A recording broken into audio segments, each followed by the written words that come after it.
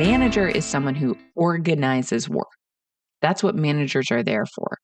They are there to organize work to make sure that productive people, people with skills are given the work that is best for the company, the work that they can do. Managers know the skills of their employees and they assign work according to those skills. What part of that is leadership? None of it. None of that is leadership.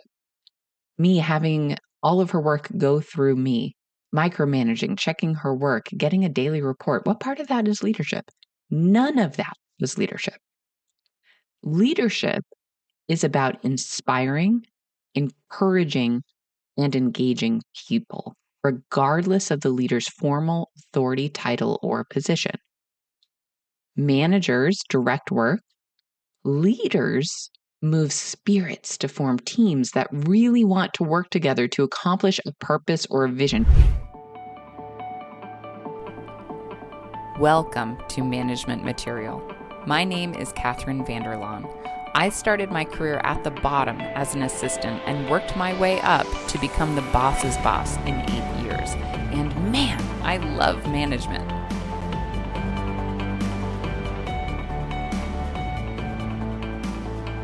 Welcome back to Management Material. My name is Catherine Vanderlaan. And today we're going to be discussing the difference between management and leadership. I train new managers. I was a new manager myself. I do a lot of group leadership and management coaching. I help leaders become leaders people want to follow. So let's talk about this big difference between management and leadership. One of the very first things that I do when I am helping a leader become a leader people want to follow is identifying the difference between a manager and a leader. So let me ask you this. What is the difference between a manager and a leader? To answer that, let me tell you a story. My very first foray into management involved managing a summer intern. She was lovely. She was so great. I coordinated with HR to find the right people to interview. Not everybody who applied, but handpicked team or a handpicked few who applied. I arranged the interviewing team and then I made a hiring decision. So I was allowed this authority to make that hiring decision. It was my first time. I was so excited. I was so excited to be a manager, at least for summer. When it came to onboarding, I had no idea what to do. So I figured it would be a good idea to introduce her to the people she was going to be working with, the systems we had in place, and the products we were developing. Simple enough, right? Yes, people, processes, products, let's do it. And this is what I tell other people to do. It was, I thought, pretty good onboarding. Then it came time to give her some work to do. Now, I don't know if you know this, but new hires, and particularly new interns, can either be really good and dedicated, proactive and productive. They're really invested in what we're doing, or they can be expecting to coast at the job and not get too much productive work done and generally just try to stay invisible while collecting a paycheck. I thought I had hired the first. I thought she was going to be proactive. I thought she would be productive. By her third week, I figured out that her expectations were more centered around coasting. Now, I'm saying this from my perspective at the time. I will give you my perspective now in a few minutes. And we're going to get into hiring and what I learned in hiring in another episode. So don't worry about that. We'll get into that at that point. At this point, I had a challenge to face with this intern. It had been a few weeks, it had been 2 weeks and some days. She wasn't getting much done. I had to figure out, do I figure out how to motivate my intern to try harder, or do I let it go? Do I just let her coast all summer? Now, I don't know if you have figured this out about me, but I don't let too many things go. And I wanted to prove myself as a manager. It was my first foray into management. So I decided to try to motivate her to do some work. Then I had another challenge. How can I make sure she's doing worthwhile work? Worthwhile for the company and worthwhile for her. It was an internship. She had to come away from it with something she had learned about the company, about the industry, something that was an educational component. And I took this very, very seriously. They had to present those learnings to the company and then to their school. So this intern was from a school in Boston. She was studying the industry, so she was getting a particular degree in the industry. And so she wanted to learn something. Now, she didn't think that the job yet was very interesting, and she wasn't entirely sure what she was going to learn. We had about 10 weeks left in the internship.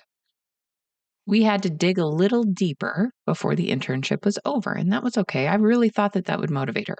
So let me tell you what I did. I started asking her for daily accountability in her work and started having all of her work go through me. Now, I'm not telling you that that was a good thing to do. I'm just telling you what I did.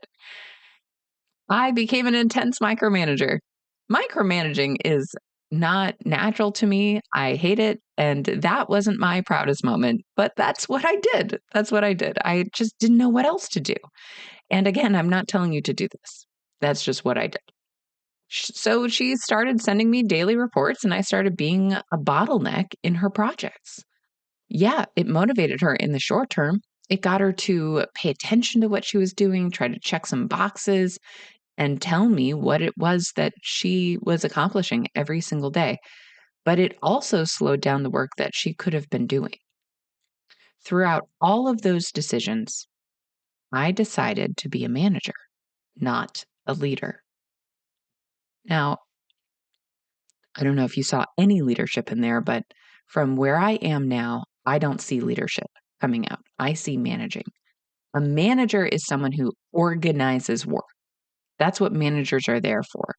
They are there to organize work to make sure that productive people, people with skills, are given the work that is best for the company, the work that they can do.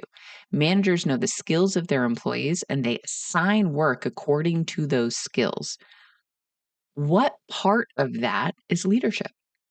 None of it. None of that is leadership. Me having all of her work go through me, micromanaging, checking her work, getting a daily report. What part of that is leadership? None of that was leadership. Leadership is about inspiring, encouraging, and engaging people, regardless of the leader's formal authority, title, or position.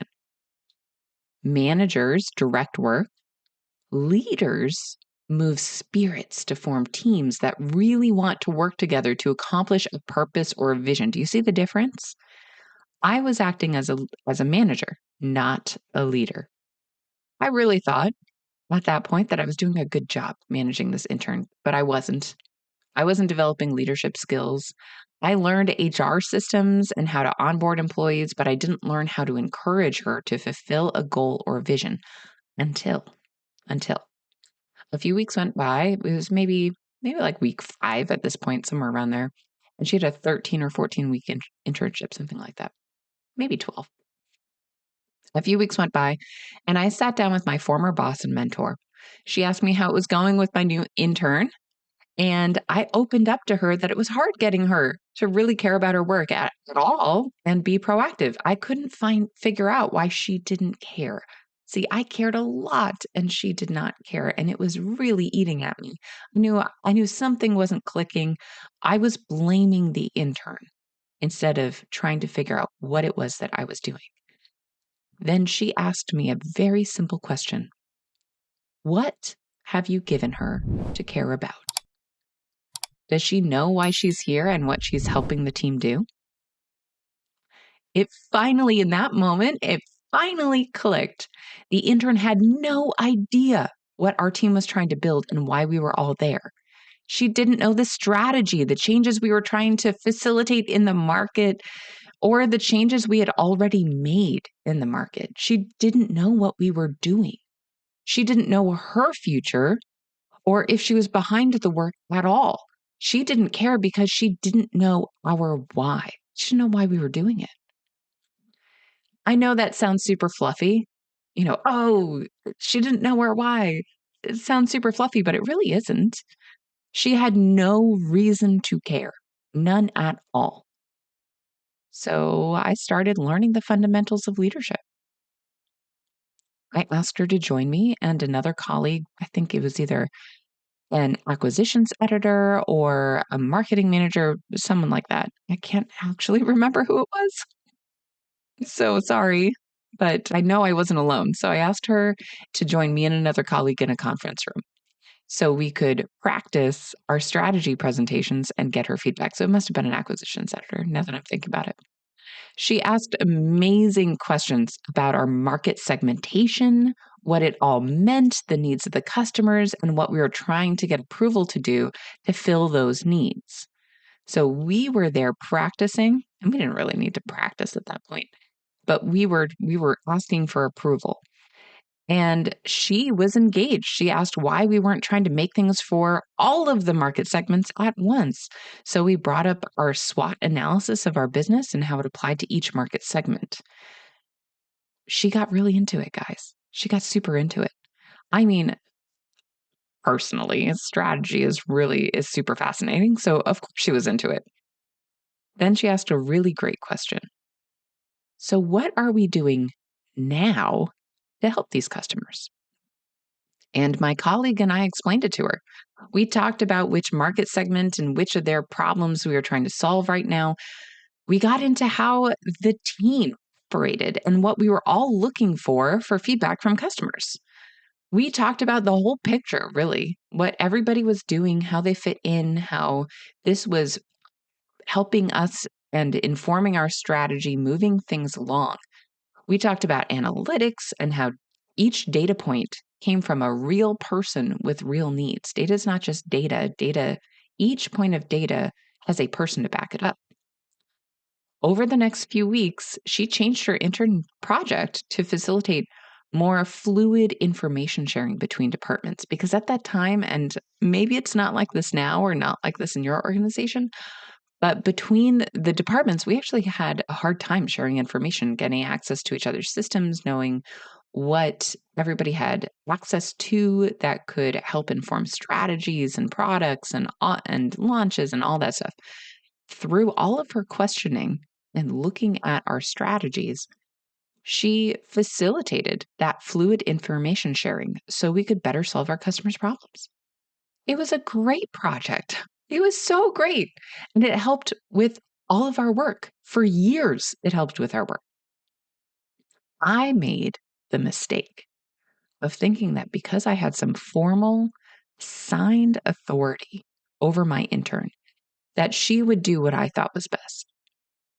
I was excited and organized her work, keeping a close eye on what she was already doing and how she was doing it. That was the tactic that I took at the beginning. I was a little mini manager ready to manage, and actually, I was micromanaging. That doesn't inspire anyone. But I wasn't a leader until I saw beyond that surface work. I realized that she wasn't inspired, didn't understand the purpose of our work, and was operating just to get a solid recommendation. Really, she had selfish purposes, and it's because she didn't know anything else. She had no other information. She didn't know what we were doing, so she couldn't have any other purposes. She didn't ask questions because she didn't feel safe enough or valued enough and didn't trust me. I learned the difference that summer between being a manager and a leader. Now, I did have the privilege to figure it out with an intern, and I asked for that privilege. I asked to manage the intern, and my boss at the time gave me that opportunity. I learned to build trust by providing a safe space, involving her in the process, opening up our strategy and our whole team's thinking, asking her to ask questions at different times. I didn't tell you that because you're not sitting in the meeting, you didn't see how it happened. She asked great questions because I asked her to ask. And she didn't know it was safe to ask questions until I told her it was safe. I showed her that it can be fun and that we were solving a problem we didn't know how to solve together as a team. We were all doing it together. We were using all of our minds together. We were all adapting, and I was asking her to join us in the short time that she had with us. Thankfully, she got on board. So that's good. Not everybody gets on board, but she did. She was excited to know what we were doing and excited to get on board. So here's the bottom line. Managers are not leaders simply because they have authority over others. Leaders inspire people. They bring them on board a thought led team and truly care about the people around them because they're people, not because of what they can do. Leaders create safe spaces for people to thrive. They call the people around them to be excellent, to keep growing, to do what they say they will do, and that means holding them to standards, to tackle challenges together in that safe space. And then they acknowledge each person's unique contribution. They thank people for what they've done. Leaders lead because they care. That's very, very different from a manager's job of organizing work. I hope you see that difference. So, what can you do with this new information? What can you do now? If you're already a manager, stop and reflect on how well you're leading. Are you creating emotionally safe environments for people to try and fail and get back up again? Are you facilitating team conversations that give everyone a voice and a chance to contribute? And I don't mean that in some sort of lofty goal. I mean, everybody has a unique experience and perspective and can lend that to whatever it is you're doing. You can tell whether you're leading or just managing by how your team works right now. If they're learning and growing, trying to be excellent and do their jobs really well, then you're probably leading. And you can stop and think about what you're doing to lead and how you can improve. If your team isn't learning and growing and they're checking boxes instead of being innovative, then you're probably only managing. Contact me. Let's change that. If you're not a manager yet, you can set yourself up as the next obvious choice, management material, right? To be a manager by leading. Create emotionally safe spaces. Ask people in private why they don't participate if they're not participating, and then help figure out a way to help them feel safe enough to get involved in the team. Okay, facilitate the creation of safe spaces. Care about the people around you because they're people. Get to know them. And then reach out to me for guidance. I can help you skip years of self-development and skip it because it won't take years, it'll take months. Book a complimentary consultation and we can figure out what kind of coaching, if any at all, will serve you best. If it doesn't fit you, I will let you know. Let's make sure you are known as management material. And I'll see you in the next episode.